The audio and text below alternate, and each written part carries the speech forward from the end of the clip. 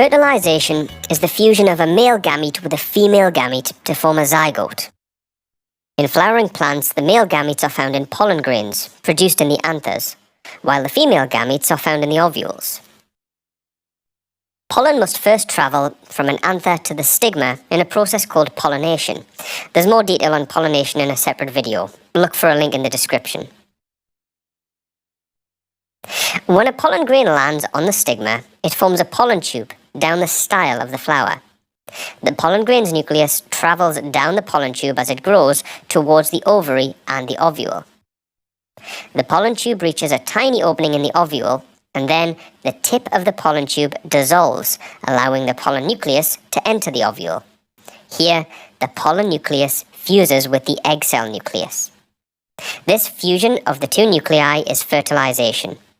Fertilization creates a new cell called a zygote. The single zygote cell divides and develops to become a plant embryo, which has a plumule and a radicle. The plumule will go on to become the first shoot of the plant, while the radicle will become the first root.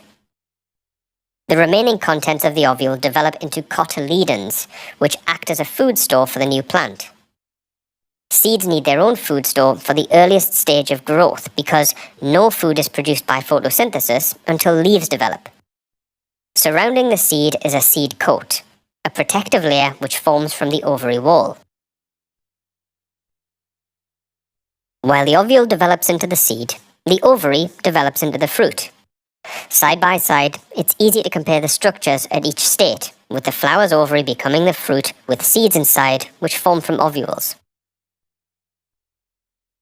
The next video covers the initial growth of a seed, known as germination, and all the conditions needed for that to take place.